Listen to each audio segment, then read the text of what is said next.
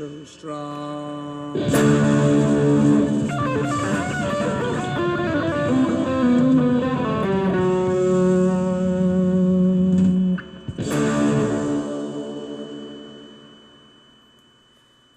That's it, guys. Finally, you heard it.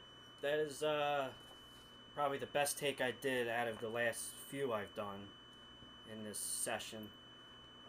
That's it. That is a bit of finger, Sleeping Village, going into Warning, which is the Tony Iommi guitar solo, which is the ending Black Sabbath medley taken from their debut album released in February, Friday the 13th, 1970 in the UK, and June 1st, 1970 in the US. Debut album, Black Sabbath. I learned how to play it, some stuff by ear, and then I used the Hal Leonard Black Sabbath recorded versions guitar, the authentic studio version book as a reference. Again, not supposed to be like a note for note kind of thing. I was really trying to go for like a note for note kind of vibe. Trying to get as close as possible. Obviously, even Tony Iommi couldn't even redo that studio track. I mean, they probably did that in like at one take, 2 takes, and you know they nailed it. So this was a series of learning the song for about like a week, and then doing like 100 takes just to get that one take that they did. So that was as close as I could get it. I like that cover. I like that that take a lot. I thought it was a good improv. I'm going to do a part 2 video of this, and I'm just going to talk more about this particular recording I did and the original version on the album, and I'll talk about some of the effects and stuff I have on my pedal board along with the guitar in the next video. So here it is. I want to keep this one kind of short. If you look at the, well, who am I kidding? I'm probably just going to keep it long. Show you what it looks like here. So the first part with the acoustic guitar is a bit of finger. And it's funny because the first part of that medley is called A Bit of Finger, but he's singing about the Sleeping Village. Should be called The Sleeping Village, then A Bit of Finger, but I guess that's how they have it titled. So it's A Bit of Finger, and then when it goes, and then when the electric guitar comes in after the acoustic guitar, it goes into Sleeping Village. And then when it goes into the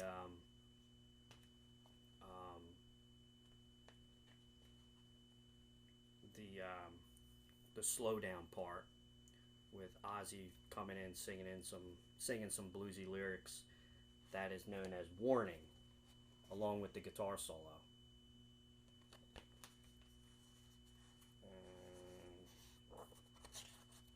There's Sleeping Village. That's when the electric guitar gets introduced, and then it goes into Warning. So it's A Bit of Finger, Sleeping Village, and then Warning. And I always notice this about the lyrics, but I mean, it could be just my imagination, but I'm probably not going to make it part 2. I'll probably just do it all in this take right here, so disregard what I said about the part 2 video. We're just going to do it right here. So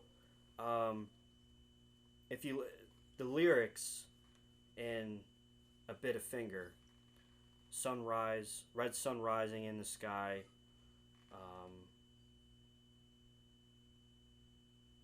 sleeping village, cockerels cry, soft wind blowing through the trees,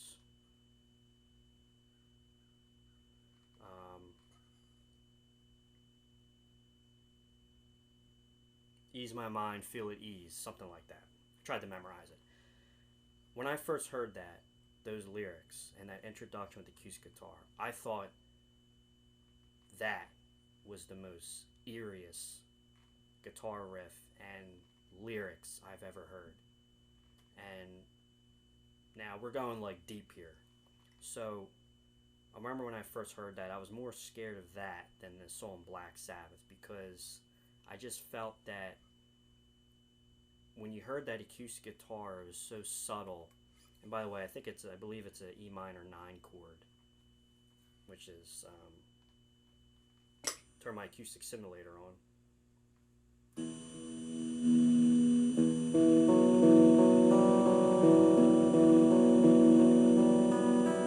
I thought that was more eerie than Black Sabbath, because it was so subtle and it was so peaceful sounding, and you knew, I remember when I first heard that, I knew that this is not a Black Sabbath song. Something dark is going to happen later in the song.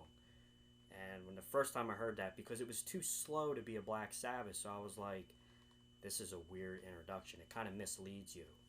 And it did for me when I first heard the album, or the song. And it was kind of unpredictable a little bit. And the lyrics are what really made me chill, really made it chill down my spine, because it's so peaceful sounding. I mean, you know, red sun rising, you know, in the sky, sleeping village, cockerels cry. You know, I'm not going to sing it, but speaking of singing, I'm not really like a singer guy. I mean, but I could sing that. I just don't want to on camera. But it's in a very easy kind of key to sing in. But anyway, so if you listen to the lyrics, red sun rising in the sky, sleeping village, cockerels cry, soft wind blowing in the trees, feel my mind rest at ease, or something like that. It was just so, it was so peaceful, and it was like again, I'm repeating myself. It was too, it was misleading at first. I didn't think it was going to go into where it was going to go into, and I thought that was the most scariest intro to a Black Sabbath song I ever heard. And if you listen to the lyrics, now this probably has nothing to do with what I'm about to say, but when I first heard those lyrics, I was immediately in my mind, I was picturing this picture. Red sun rising in the sky, sleeping village, cockerels cry. By the way, cockerels are roosters. I didn't know what they were. They're roosters. So he's singing about the rise of a new day of morning. And the picture was taken early in the morning. And you could see it, just the way, bigger picture here, just actually even better. There you go. It just has that early morning, start of a new day kind of vibe, look to it. And when I first heard it, I was like, that picture just popped in my head. Now, I don't think the lyrics have anything to do with the picture. But it's just eerie because it reminds me of that picture. I mean, just picture this, like a witch just walking around in the woods, you know, like bad vibes.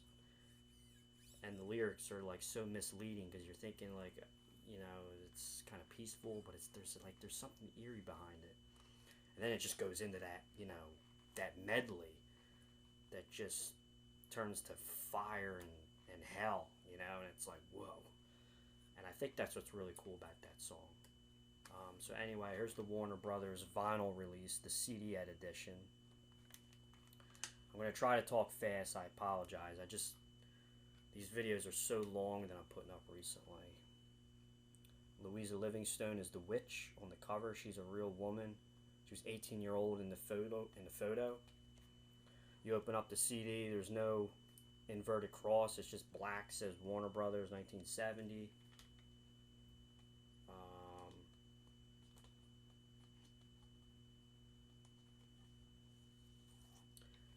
Another weird thing. There's a lot of weird stories behind this album. Me personally, when I bought this album on CD, I originally got it on cassette, but the CD story is a little more interesting. When I first got this, I got it on February 14th. I forget the year. I think it was like 2006 or 7. I didn't even know the album came out on Friday the 13th. Another weird thing too is that my sister's birthday is on the 13th of February, which is a little weird. I think it is. I'm pretty sure it is. So here's the Warner Brothers release. But when I got it, I didn't even know. It was just a coincidence that it came out February 13th, 1970. So it was like, it was just weird. This is just a really emotional, strange album for me to listen to at such a young age, because I really caught the whole vibe of like the album. I mean, I bought it. It was like cloudy and rainy out, and it had nothing to do with the anniversary. It was just a weird coincidence. So that's why I really got inspired to do this album on guitar and drums. This is the Warner Brothers Deluxe Expanded Edition, the 2016 release. So it was just really weird, and I remember when I heard Tony play, I was just like, you know, I was stunned. I was like, this is awesome. And I was just thinking about this the other day, but if you listen to an album like this, Black Sabbath's debut, and you listen to something like, for example, like Eric Clapton's Layla album. Now I know you're probably going to say, you can't compare that. You can't, because it's two different kind of types of music, two different guitar players. They're so different. It's not one's better than the other. They're just different flavors of music and style and dynamics. Of course, they're both excellent guitar players. I don't like one better than the other. I like them both the same, just in their own way. That's the Mapledurham 15th century Watermill house in Oxfordshire, outside of London. But anyway, and so when I first heard it, Black Sabbath, for example, I'm sorry, I'm getting off topic. So when you listen to Black Sabbath's debut and you listen to something like Layla and Assorted Love Songs, for example, I'm just using that as an example because obviously on the side, you usually see me in Clapton world. Today lately I've been in Black Sabbath world. So the point I'm trying to get to is that they were both kind of recorded around the same time, those two albums. But when you listen to like Layla, for example, it sounds like a vintage early 70s rock and roll album, rock and roll blues album. Now this is just my opinion. I'm not saying that, I'm correct. This is just my perspective. So if you listen to Layla, it's a very blues oriented, or it's a very early 70s, late 60s kind of blues oriented kind of album. And not just by the songs, like how they're written, or the kind of music it is. I'm not just talking about that. I'm talking about the mix. If you listen to the mix, like how the drums were recorded at Criteria Studios 1970, Derek and the Dominoes, and you listen to, speaking of Regent Sound, you listen to Black Sabbath recording at Regent Sound, it's like the sound is just so foreign and it's so different compared to something like Layla. I'm not just talking about the types of music. We know that Black Sabbath music is more like doom, and Derek and the Dominoes, for example, I'm only using Derek and the Dominoes as an example. Derek and the Dominoes is more of like a bluesy album, or like an alternative, maybe kind of like alternative rock, or just a rock album, or even a little bit of jazz, something like that. I'm talking about the sound quality. You listen to the drums of Bill Ward, Regent Sound Studios, again, June 1970, recording Paranoid. But if you just listen to the two albums, and even though it's two different types of music, the sound quality is just so different. This album, what I really like about Black Sabbath's debut is that it's so ahead of its time. The sound quality of the drums and the guitar is phenomenal. And it sounds like it was like recorded in like the 90s or something. The cymbals are just so crisp, and the hi-hats, and just the guitar is just sounds like something you would hear like maybe on like an Electric Wizard album. Electric Wizard's like a doom fuzz band, I don't know, real heavy stuff. And it almost sounds like something like Electric Wizard, or I think there's another band out there called like Fuzz Lord or something, where it's like really distorted, grungy, scary rock and roll. The sound is just so before its time, and that's what blows me away about this album. Of course, we know the playing's good, it's great songs. Oh, Tony Iommi's God. Besides all, we're looking overall. I'm looking at this as like a musician's perspective, where it's like the sound quality is just so different, and it's like I would compare Black Sabbath's debut album with like Zeppelin.One, because it's like even listen to Zeppelin.One, and listen to Black Sabbath's debut. They're only recorded within a year apart. Zeppelin.One was recorded in, I think, in like September 68, released in January 69, and then Black Sabbath was recorded in October 69 and released in February 1970 originally.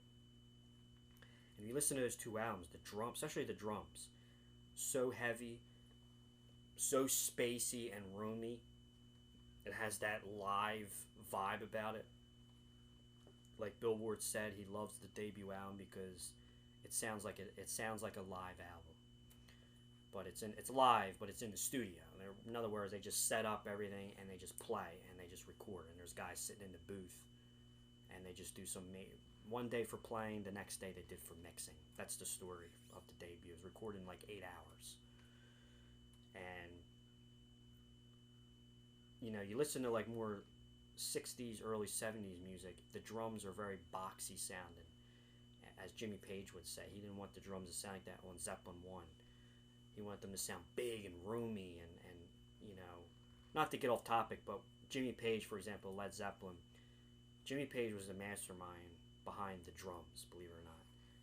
It wasn't so much, obviously Bonham's the player, but it was Jimmy Page who came up with the philosophy of the sound. He wanted the drums to sound a certain way. So he put the microphones in the room a certain way, and I kind of feel like that's kind of like something that they would do when they did Black Sabbath. Like, they felt like they had a competition. We got to come out with a heavy album. So anyway, that's my little spill on that. Turns out I am going to make a part 2 video talking about this song and my effects. I'm running out of time here. Again, thanks a lot for watching the videos. I hope I didn't bore you with this. I hope you enjoyed the improv I did. I thought it came out pretty good. It's never supposed to be note for note. But I think this was a good take. So stay tuned. Check out the second video I'm going to put up. I'll talk about the gear I'm using, Tony's gear, and how I get the sound. Thanks, guys. By the way, we'll end it on that. Louisa Livingstone standing out front of the Mapledurham 50th Century Watermill House in Oxfordshire, outside of London. Eerie photo. She's a witch. That's what it is. It's not Ozzy. Again, thanks, guys. Please subscribe to the channel, Rockstars92. Thank you very much.